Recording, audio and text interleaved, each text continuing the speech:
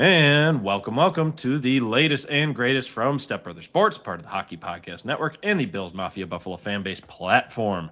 Make sure to subscribe to our socials on all our platforms at CFMAZ, or for Sean at SV the Don NHL, or on YouTube at Step Brother Sports. Like the video, rate, review, and do all those other great engagement functions you could do for us. As you can see, Sean is not here today. He is away as he is traveling for work, but not to fear. We're welcoming back our friend and confidant, Mr. Joe Marino, where you can follow him on Twitter. I should start putting your handle on here more often, at not the Joe Marino. So not to be confused with the Locked On Bills host, Joe Marino there. Joe, welcome back. Good to see you again. Oh, glad to be back. I think when we arranged this, we were hoping for some more fireworks, but yeah, needless to say, we're here to talk some people off the ledge today. Yeah, that's basically what we're here for. Maybe not necessarily a therapy session, but a way of sorts to say, hey, they won a free agency. Again, I mean, as much as Jarmo Kekalainen in his press conference today had the mannerisms and looks of somebody who shot his dog today, wasn't exactly he didn't exactly close the door on things, but it just, when you do a press conference like that on the day of free agency, literally at like 4:00, most people think like, we're closing up for business. Let's just go away for the summer and be done with this. But not necessarily the case, because there's a lot of movement still taking place. Obviously, we'll keep Twitter refreshed as we go here if there's any major updates or signings. Also, we're combating U.S. versus Bosnia-Herzegovina at the moment, so we're also trying to fit this in just so we can get back to watching that as well. But at the same time, like Joe was saying, not a ton on the Sabre side of things to really be super excited about as far as free agents go, unless you're a big giant Connor Sheary or Dennis Gilbert stan. At the very least, we can be hopeful for the fact that Olin I want to make sure I get his name correct. Zellweger. Yes, I was trying to make sure it was Olin for the first name. Yes, I remember the Zellweger part because of all the Renee Zellweger gifs and memes I saw over the weekend. Nice acquisition we got there. More on him later. But just real quick before we get into free agency, Joe, I want to do just a quick recap on the draft, just because obviously since we last spoke, the Sabres did indeed make their 2 first-round picks, much to the surprise of many, not trading either of those despite a whole lot of speculation. So Daxon Rudolph, surprise pick for being the first D-man going at number 4 overall, and Russian Ilya Morozov being selected at 20th overall. The kid's been over here in the States for a few years now. His English was actually quite impressive. I was watching one of the press conferences with him earlier, but he is playing at Miami of Ohio. He's already got his freshman year under his belt at 17, no less. So that's super impressive. But Joe, give me your thoughts on the draft picks, what you were expecting that night, if you were going to make the picks at all, or furthermore, if you have any insight on either of the players that were selected in the first round. Yeah, I'm gonna be honest. I didn't pay much attention to the draft this year. I do listen to a couple draft-centric podcasts throughout the year, so I would say I paid more attention than like the average hockey fans. But I don't like watch the prospects like I used to. But Rudolph definitely seems like a off the board pick to someone who just like a week ago would have started looking at the draft list. But I mean, like, I think I said last week when I was on with you guys, like 3 to 10 is like very interchangeable. Like after McKenna and Stenberg, it's very, very close. And like Rudolph had like a phenomenal playoff. I believe he was like well over a point a game for the Raiders. So like they really shot for upside here, and it seems like he's very much like a scheme fit, if you will. Like he very much is like a fit with what the style play. He's a Buffalo Sabre. Oh, like, for sure. An offensive defenseman through and through. Yeah, and like he's sound in his own end as well. So I think he's going to be very well liked, and he also makes Radim Murtka expendable if they wanted to make a big trade. So right. I had pretty similar sentiments just across the board there. I'm hopeful that, again, Daxton Rudolph, he's going to the University of Denver. I believe they're the reigning national champions. Is that correct? Yes. I want to say they won like 3 out of 4 or 3 of the last 5 national championships. So like if I know he said he wants to be a one and done, but like they really don't need him to come out right away. Like do 2 years. Like he's got probably the best coach outside of the NHL in David Carl. Like just, Oh yeah, he could definitely get a little bit more seasoning along with Morozov. So I mean, yeah.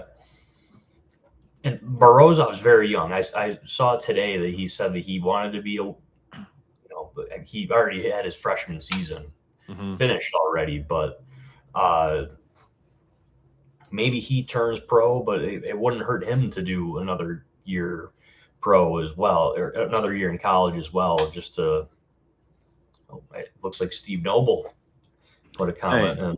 All right, Steve says, I think we're going to find out in the long scheme of things just how intelligent and special Jerry Fortin really is. I mean, considering just he's had his stamp on a lot of the Kevin Adams years before he was brought into their front office. I've liked a lot of their early round draft picks. I mean, you're seeing Brody Zemer, Gavin McCarthy still making a lot of noise for what they're doing, especially what they did in college.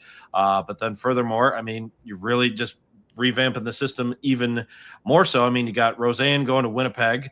You had Anton Wahlberg going out to Anaheim in the return for the Zellweger trade right there. So, I mean, I've been pretty fond of Jerry Fortin's drafting the last few years.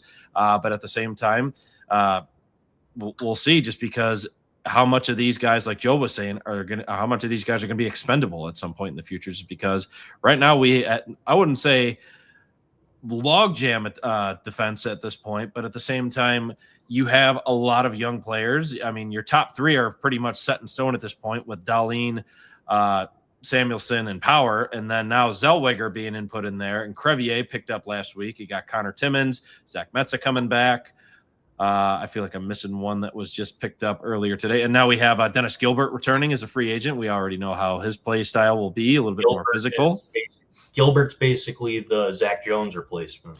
Yeah, speaking of Zach Jones, I did see he just got signed by a 2-way deal to Utah for 2 years. Yeah, so as much as I was a little bit biased towards rooting for him here, just because he's a Richmond native where I'm at, I'm obviously wishing nothing but for the best for him. I believe he's getting married very soon, so congratulations to him and his wife-to-be.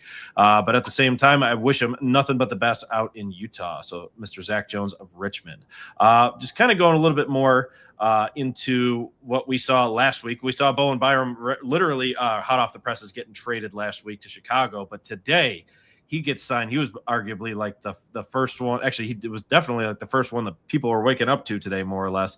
Gets signed for 6 years with Chicago with an AAV, average annual value, of $12.5 million a year, which I think is nuts because he's literally making the same salary as Connor McDavid. So good for him. Right. And then you also have Jacob Trouba getting picked up by the San Jose Sharks. More on them later. But he got 4 years and $8.25 million average annual value. So, I mean, seeing the value of some of these deals, Joe, is this what we can be getting used to with this rising salary cap, or is this just free agency signings on steroids, specifically with I wouldn't say the Sharks are more desperate, but Chicago most definitely is on a little bit more on the desperation scale. What do you think? The teams just have more money to spend now, so the average guys just have more. They just get paid more. Everyone just talks about percentage of the cap. Like in the grand scheme of things, everything's the same. It's just the numbers just higher. Does that make sense? No, yeah, and especially next year, I think it's going to go well into the 100 million range. I think it's like 112 or 113. Something like that, right? So, and this year it's like right at that cusp of like 100 million, give or take. But still, like you're saying, more money to spend. You want to make sure your guy is the guy that you're able to draw in, reel in, as long as they don't have a no movement clause, of course. Yeah. It's like the massive area with the Beck Malenstein signing, like him making $3 million. Like a $3 million fourth liner is like going to be you're gonna be like being like, oh, thank God we only got him for $3 million, right? As opposed to like 1.5 or something in previous years. Yeah, exactly. Like you gotta like rewire your brain, because like now, like literally every single signing now, like holy shit, like oh my God, like if every single signing's like that now, okay, well maybe this is just the norm, you know? Hey, yeah. Between rising salary cap and inflation being real, there you go. So Exactly. So, and you know, I'm glad. You know, it was a boring day, but I'm glad it was boring, because yeah, I think I said it on Twitter either like before noon hit or last night. Just address the Amerks. Like, if you're gonna address the Sabres roster, do it via trade. Like, I would like them to aim a little higher than the likes of like Anthony Mantha, and like these guys are decent players, but like if you're gonna upgrade.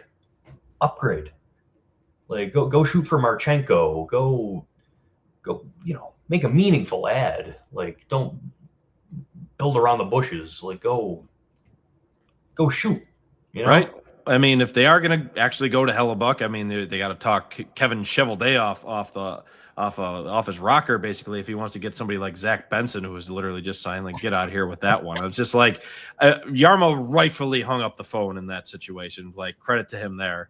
But I mean, hey, like you're saying, between your Marchenkos, I mean, if there's any remote chance of Jason Robertson, Dylan Larkin, like, it doesn't hurt to call at this point, especially if you're still going big game hunting here. So, and again, these trades, again, could take some time, and maybe a little bit of just sitting and standing pat for a bit couldn't be the worst thing in the world, especially, again, if they are truly trying to rein in a big fish, because I'm not totally convinced that after watching for years that they were relying on the kids and they finally like pushed through and made some noise, almost made the Eastern Conference Finals, they are literally just going to sit by and like just depend on development from the kids. We've seen that story before, and it wasn't exactly the happiest of endings. So I'm not totally ruling out anything that Yarmo is going to be like doing behind the scenes, because like you were saying, Joe, Rochester's pretty depleted. Devin Levi was traded today.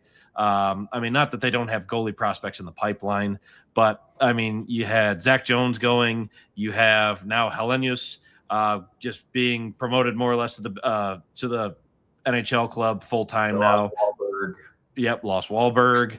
Kulik has graduated more or less at this point. I mean, they got nothing, for lack of a better term, they've got nothing. Yeah. So I think I saw Chris Ostro. Go ahead. Sorry. I still need a little more work, to be honest. Like I'm looking. I've got Puckpedia up right now. Like their forwards, they got Connor Sherry, who they just brought in, Trevor Kuntar, Jason Pollan, who they just brought in. Yeah, the last two just got two-way deals. Yeah, Riley Fiddler Schultz, Carson Meyer, Tyler Kopf, and Jake Richard. Those are all of their NHL contracts, and then they got like Matteo Costantini, Red Savage, and Blake Fiddler. So, or not Blake Fiddler. I don't know. I'm just going off of memory here, but yeah, they got a handful of guys who are on AHL only contracts as well. But I don't know. Yeah. So I saw a funny line from Chris Ostrander earlier of the Instigator podcast, and he does a lot of work outside. I think he's on Patrick Moran's podcast often. But he had a funny tweet today saying, "Hey, Connor Sherry, I hope you really enjoyed garbage plays, because apparently he can clear waivers a little bit easier." So I could see that being a possibility as well if they're really trying to replenish that forward core like you were just talking about there. But we'll have to see if he agrees to it, of course. But shockingly, the last time, I think I saw somebody tweet this earlier as well. Well, the last we saw Connor Sherry and the Sabres was before COVID. So it tells you that long ago already. So crazy. Pretty wild, especially how time goes. Yeah. Oh, man. Yeah. The dark ages there with Kruger. Literally. But anyway, keep things going. So obviously some of the biggest noise today came out of Toronto. And like we were saying right off of camera, or even just in the start of this, they made some noise. And arguably the biggest noise they made was signing Sergei Bobrovsky for 3 years, average annual value of $7 million a year. So dude still got paid. He got $21 million arguably in his final contract. I'd be shocked if he got anything beyond that because he'll be 40 by the time this contract is over. But the goalie market did also become really interesting because Stuart Skinner signed not necessarily backup money, but again, like we were talking about, inflation might be real with some of these contracts for, I believe it was 3 years, $3.75 million. I think it was either 2 or 3 years, but still, that got a lot of eyebrows raised just because what's going to happen to Connor Hellebuck. Obviously, the rumor mill has been flooding Sabres fans' timelines the last couple of days. Thanks for nothing with your stupid eyeball tweet, Kevin Weeks. But Joe, at this point, is there any deal that the Sabres would make for this to not be like an outrageous thing? We already talked about Cheveldayoff wanting Benson, and just we would laugh him off the phone right there.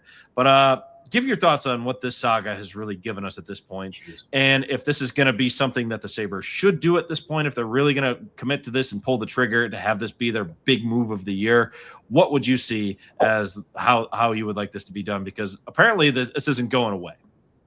Yeah, Hellebuck's got to get traded. Like, they cannot enter the 2026-2027 season with Connor Hellebuck on their roster. Like that it can't happen. It just cannot happen.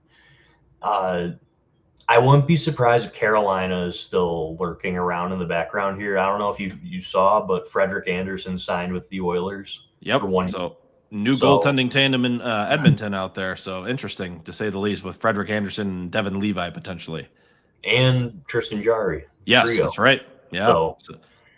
Yeah, I'm curious to see how Devin Levi will handle that, because Levi still has to go on waivers. So either Jarry is getting waived or they're going with 3. So I would imagine that Jarry's getting waived. But anyways, so I still think that the Sabres are the favorites to land Hellebuck out of Buffalo and Carolina. I see Utah getting mentioned here and there, but they literally just gave up a first-round pick to get Sebastian Cossa from the Red Wings. So I really don't see it, to be honest. I don't know. I could be wrong, but who knows? I don't think the excuse me, the Devils thing is real. I think that was kind of throwing us for a loop yesterday with the eyeball emoji, but right. And between that and they only would be given draft compensation, and Winnipeg would have to truly commit to a full rebuild if they were going that route. Yeah, they're not doing that. I saw something today that it was that NHL Rumor Report account on the Free Agency Frenzy show. They were saying that they don't want to do a rebuild. They want to get the best offer they can. And the Sabres can do that. But the issue is, we talked about this last week, Josh Norris's trade protection kicked in at noon today. And same with Ukko-Pekka Luukkonen. So yeah, and I would bet my house that Winnipeg is on Josh Norris's, I believe, 10-team no trade list.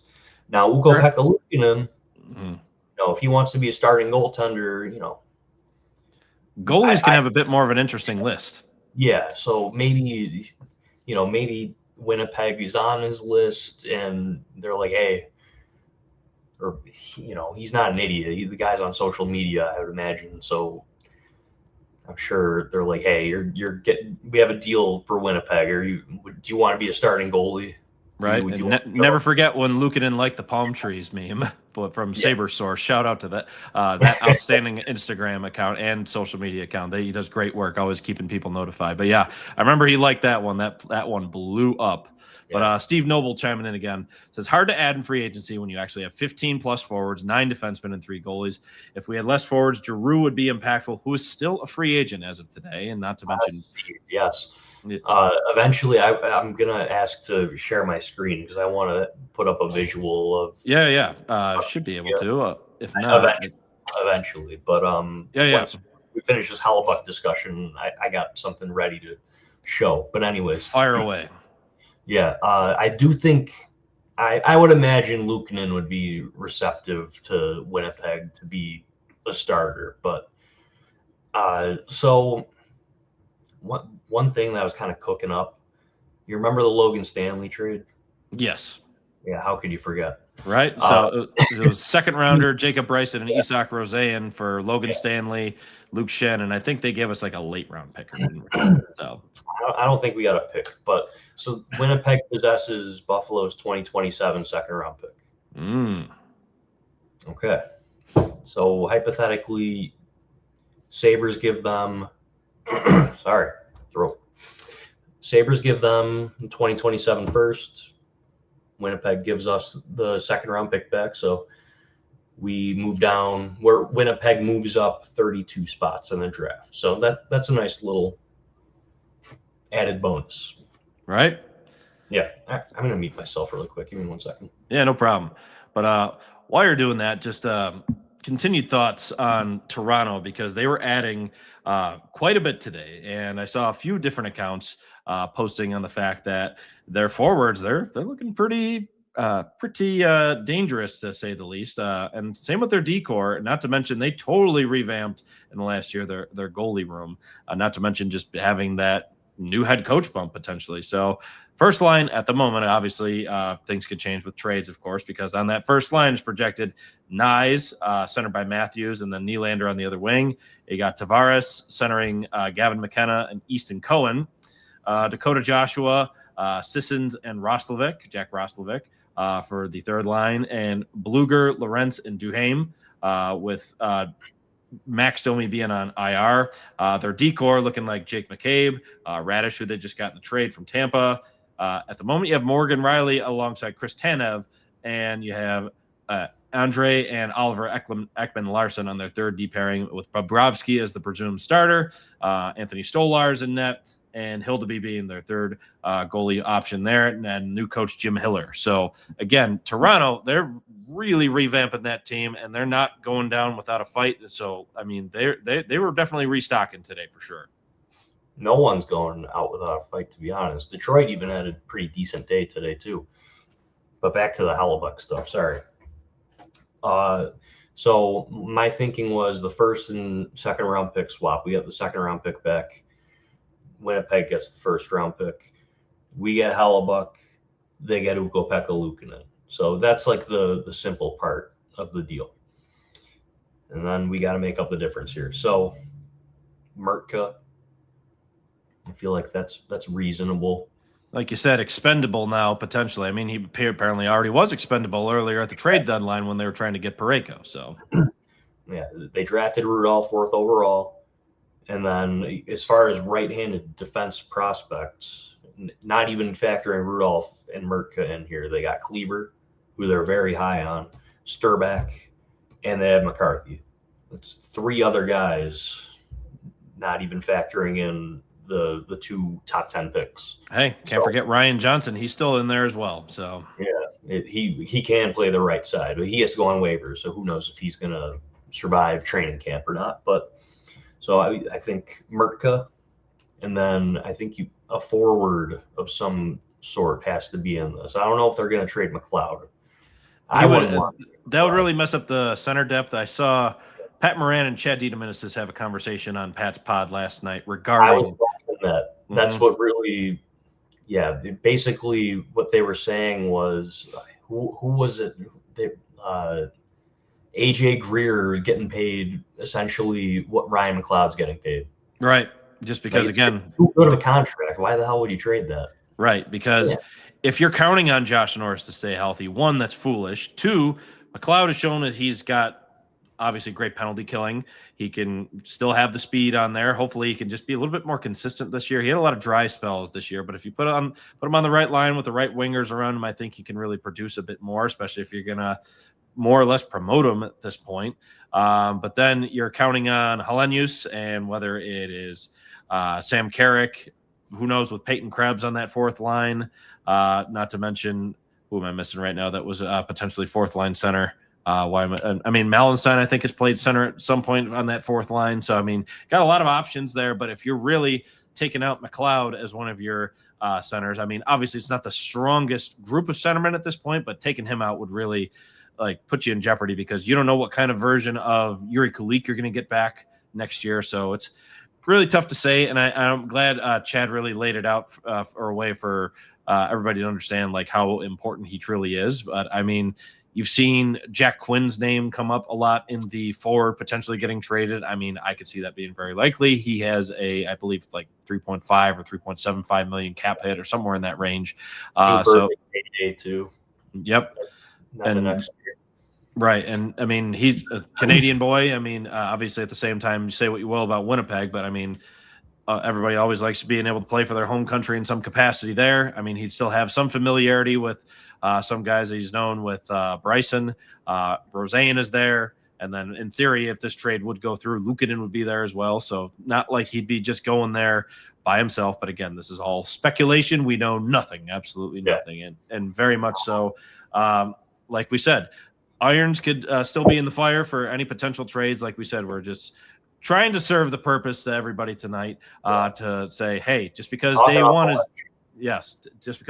is behind us now, more or less. I mean, heck, you never know. Jarmo might be doing some things after dark at this point. Moved. Nobody really moved. Like, as far as trades go, like no one that like we wanted. Like Trocheck moved, but we're okay with that. There might have been like a picket line outside of KeyBank Center if they made that trade. So, like, I don't know. Yeah, I mean, and the Rangers got a pretty good haul off of that too. I saw. Pretty decent deal. They got a top 4 defenseman, former first-round pick, and a draft pick too. So yeah, Rangers had a pretty strong day. The Drury's kind of been cooking, to be honest. Yeah, he had a face turn. And what was the big draft day trade again? Why is it missing me at the moment? The guy from Vegas, Dorofeyev. Yes, and they paid him big money too. So yeah. So one thing, they're not going to, if we're not trading McLeod, and hypothetically Norris isn't an option for Winnipeg, they're going to want a center. Who the hell are you trading? You're not trading any of the young centers. Who the hell are you trading? He had the counting stats were there, and he plays center or wing. He plays junior hockey there. Peyton Krebs. I mean, he is a Western Canada boy. I mean, you would technically be more Central Canada at that point, but still closer to where you grew up, easier for your family to see you. I mean, he is an RFA. I mean, they just gave him a qualifying offer based on the way the conference went today. I don't imagine Krebs liked what the qualifying offer gave them potentially. So sounds like that is going to make its way to arbitration, and some level of compromise is going to happen there.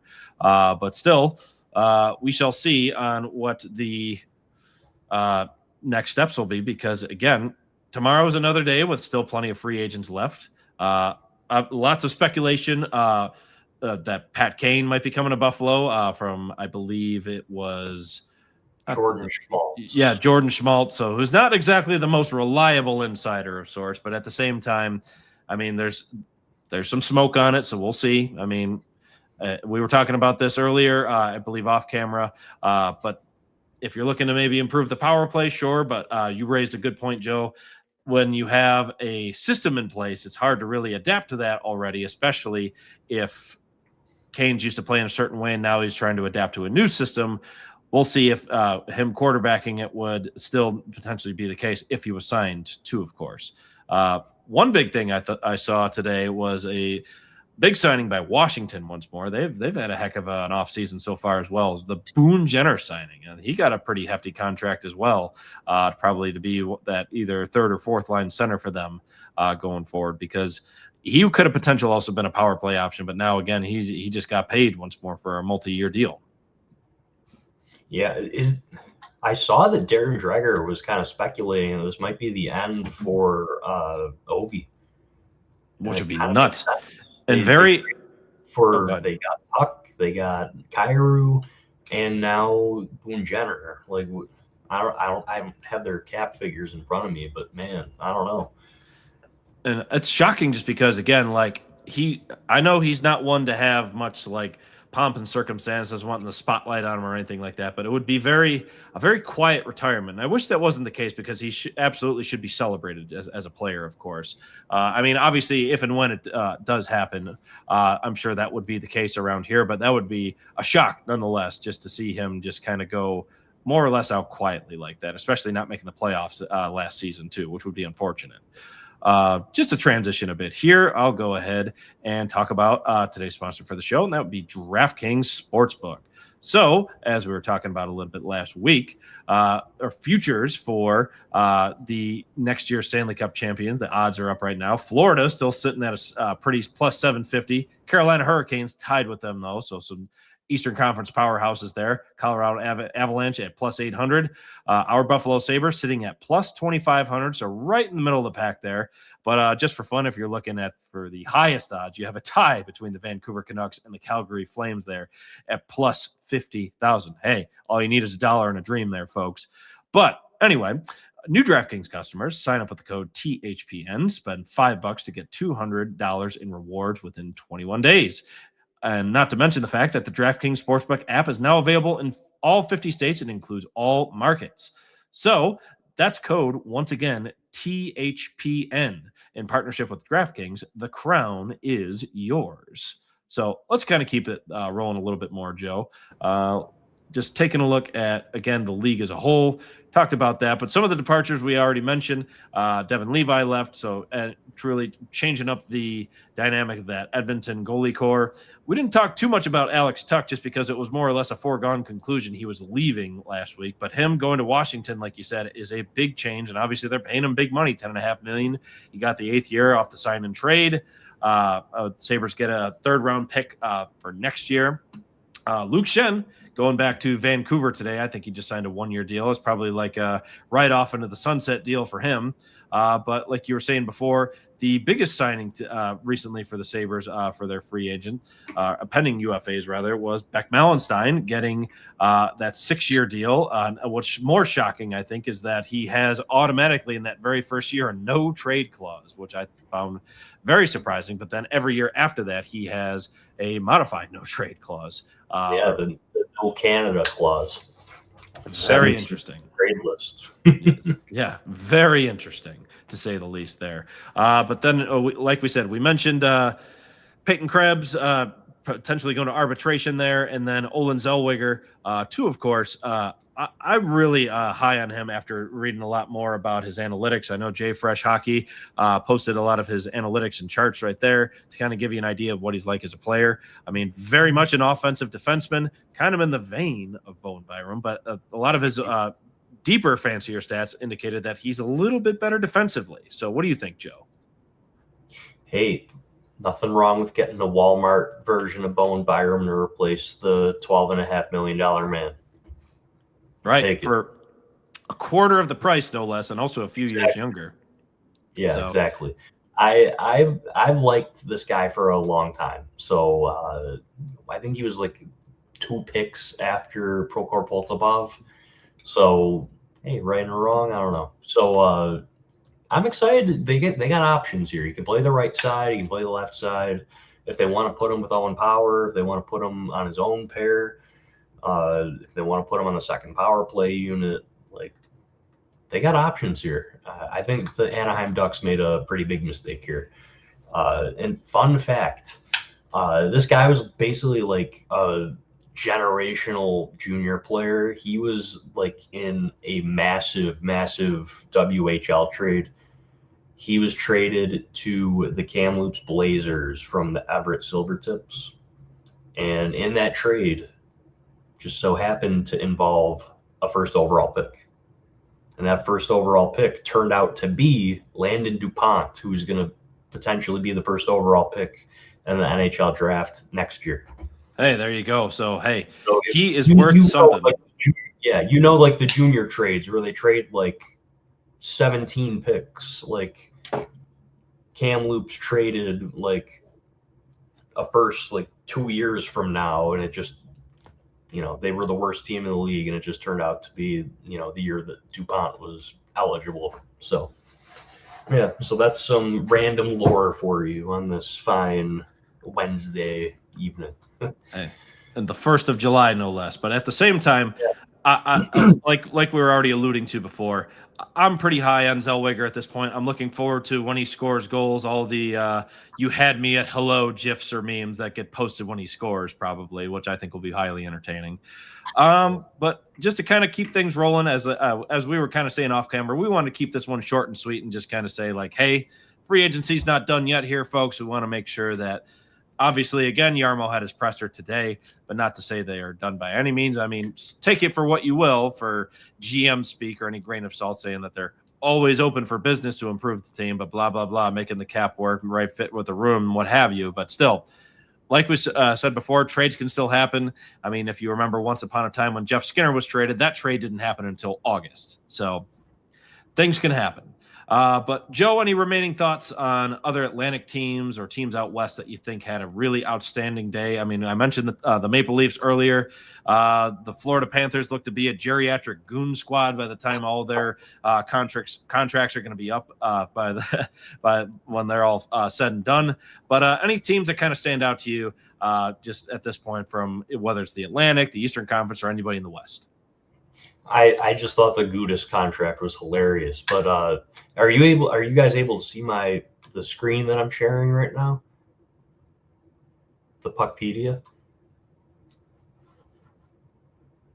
Do you see it? Yeah, there it is. Oh, you're muted. As I was rambling right here. Sorry. What you're seeing right here, folks, is the Puckpedia, thanks to Joe's premium Puckpedia. So feel free to go into detail what we're seeing. Okay, so I just would like, before we kind of close out here, with the rumors of, I think it's, I don't buy it, but I just wanted to give a visual of this. So especially the forward log jam here. So this doesn't show Peyton Krebs, but the Sabres roster, they have 25 players on their roster. If just imagine the Peyton Krebs is there. So they have 25 out of 23. So as far as I'm concerned, the roster locks. The press box, Tyson Kozak, I think he's a lock. Zach Metza, Colton Ellis, locks. The defense, it seems like they really like it. Do you agree, Chris? Like, I don't think they're changing the defense, right? Like, I would agree, especially the way Timmins played in the playoffs. I mean, yeah, he had a couple rough showings in a game or two here and there, but like after he came back from injury, he looked pretty steady. Obviously, like we said, the top three, those are most definitely set in stone. But again, between Crevier and Zellweger, obviously those are the two new variables, of course. But with the way Crevier played, he only had a -2 for his plus-minus on a very bad Chicago Blackhawks team. Physicality, hard slap shot, willing to do some penalty kill, blocking some shots. I like what you have on paper there. Obviously, you got a little bit of team control there as he is an RFA. Zellweger, again, we went into detail about him. One of the fastest D-men as well, so that will add a good layer of fun to him as well. But I would completely agree. I would say that their D-core is pretty set. Obviously, if you needed to sprinkle in some variety there, giving Metza a game or two there, I wouldn't be surprised if Crevier or Timmins maybe sat every now and then. Yeah.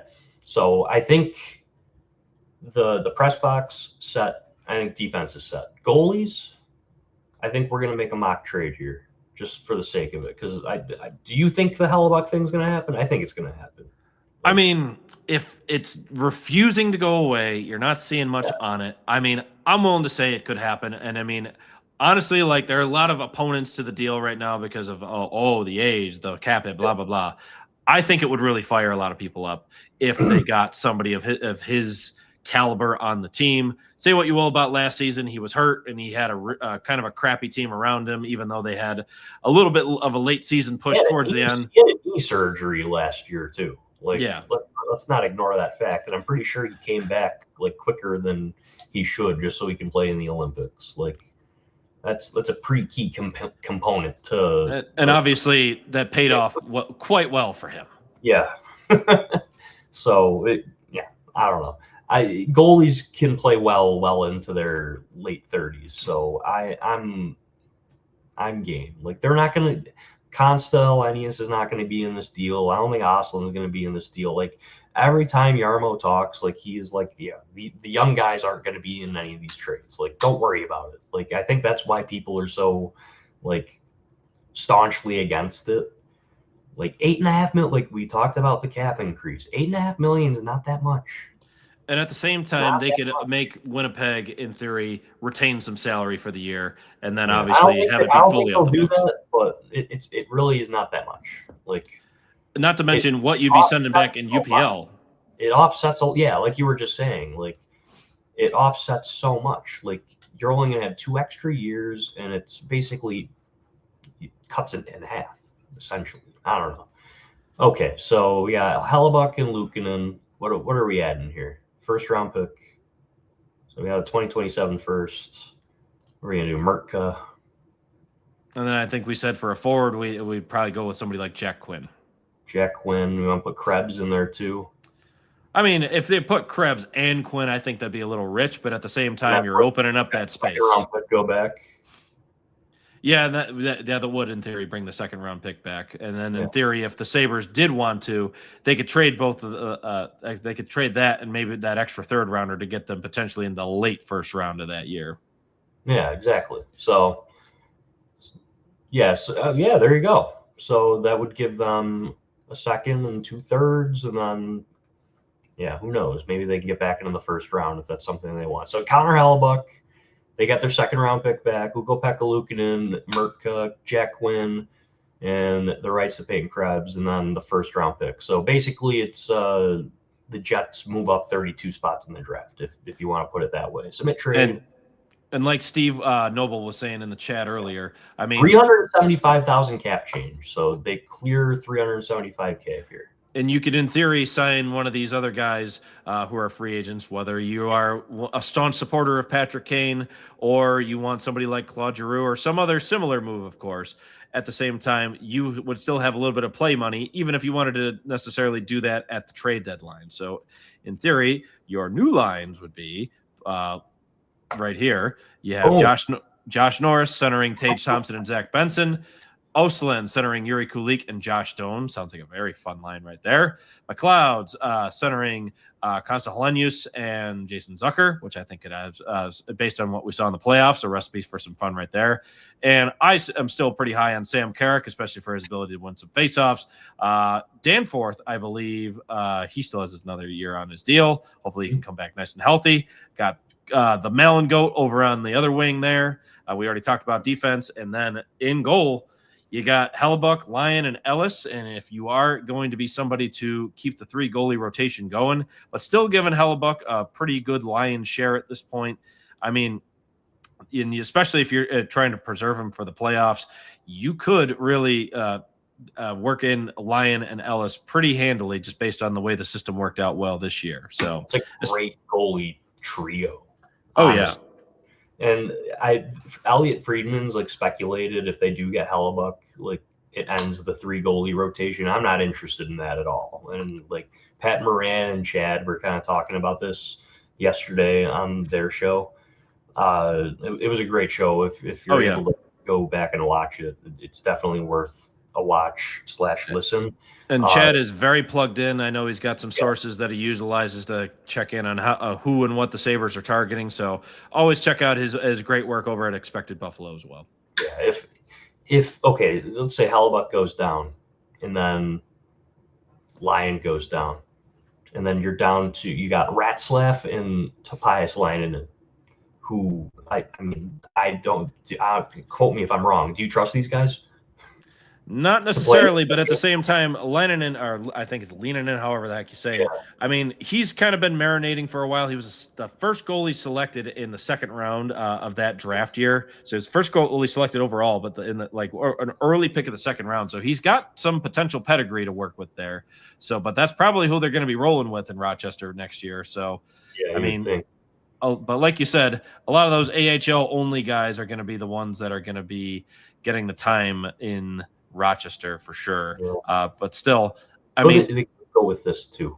I know Blindy likes to talk about Kulik being their top center. So. Right. And then Norris being with the younger guys, Doan and Oslin, that has some good recipe for success right there. Or if you flip Benson and Oslin, some combination of that too, just because Norris, Doan, and Benson all played well together in the playoffs. So you could see that being a potential option too. So what's looking like on paper right there, and again, if you're not spending any more money after that, aside from any free agents or players going to Rochester with that remaining salary cap space, that ultimately, again, if an in theory Hellebuck trade happened, that's what you're looking at for your 2026-27 Buffalo Sabres. Again, big asterisk if a Connor Hellebuck trade had gone through. Mm-hmm. And also $7 million in cap space. That's a lot. That leaves you enough room if you wanted to maybe upgrade this spot here, left wing 2, maybe. Right. Like that's a pretty big hole. Right. And again, if you're worried about the goals that would be replaced for what you're missing in Alex Tuck again, obviously you can hope for all that extra production coming out of the young guys, but still, like Joe was saying, that's an easy way to do that with that extra money. Mm-hmm. Yeah. So I don't know. And also the reason that I pulled this up was, okay, they traded in this hypothetical scenario. Krebs and Quinn went, and they're still. Where's your spot for Patrick Kane? Mm-hmm. You know. Yeah, I mean, unless you're sitting Justin Danforth and shuffling things around there, so I mean, really tough to say. Okay, let's say Justin Danforth is never going to play hockey again. Okay, let's put him here. You putting Jason Zucker on the fourth line? That'd be a pricey fourth liner at $5 million. Jason Zucker had like 50 points last year. What are we doing here, guys? Come on, let's be in touch with reality here. Come on, right? So, but hey, come on. But I mean, as you see it here, like he's not coming. So he's not coming. Hey, tell that to all the folks in South Buffalo that are basically putting the white smoke out like the Pope is coming. So yeah, it didn't work the first time. It didn't work the second time. At the same time, where else would he go at some point? Just because he's going to Toronto. He's going to Toronto. You think so? Yes, he's going to Toronto. He's not coming here. Yeah, between there, I mean, he could in theory still go back to Detroit. I mean, like you said, they had a good day. He might go to Chicago, which would also be weird. He might go to Chicago. I don't know. I don't think he wants to. If he wanted to play for the Buffalo Sabres, he would have came here. Yeah, I mean, especially 2 years ago when he had extra connections between Granato and Kevin Adams. So, I mean, we'll see. Again, it's day one of free agency. Stuff like. Listening to that press conference today, did that sound like a general manager who was very eager to open up, trade his young players to open up a spot for a 38-year-old Patrick Kane? Not even a little, especially with the lack of defensive play he has, and he's quite a bit slow. I mean, if you are really gunning to try and fix the power play, I mean, you could look elsewhere, but I mean, just because of the smoke, I'm not pushing and pining for it. I mean, if he did sign, I mean, I at the same time, I still think it'd be pretty cool in a sense. If I'm not going to lie, it would be cool. I just don't think it's happening. And that's fair. Yeah. If he wanted to, he would. It's for sure. And I feel like he would have done it today at this point. So right, exactly. But like you were saying with Claude Giroux, he is an interesting case right now because I don't think he necessarily closed the door on Ottawa, but at the same time, he's also somebody within that ilk of being in 30 plus, obviously, or late 30s at this point. So this would, in theory, be one of his last bigger paydays. So again, if you're looking for a guy with some veteran leadership, former captain of the Flyers, I mean, you have a good option there available for you. I mean, I think he's going to Philly. I mean, that would make sense just to kind of have it come full circle for him there. Wing too. Yep. Yeah. I mean, we'll see. Again, folks, it is early in free agency. We have all summer, of course, too, to see if any trades kind of happen. But Joe, as we're wrapping things up, any lingering thoughts that you'd like to say for Sabre fans? I'm going to say July 5th. If the roster is exactly the same, feel free to panic. But the kids are good. They're good. Fingers crossed that they stay good. They are. They are. I believe in them. I genuinely do. It sucks that if they aren't able to pull off any moves, it would suck, but I would sure believe that they would be able to make the playoffs still. Winning the division, I would doubt it. And that would stink, but hey. By the way, for those watching the World Cup or those watching us and kind of keeping the World Cup on in the background, 2-0 USA and well into the 80th minute range. So good for USA there to kind of fully pull out a lead there, and they'll advance in the knockout round too. So can't say I've watched a ton of World Cup, but it's nice to see that USA is still making some noise here. So I'm not exactly sure who they're going to have next, but still.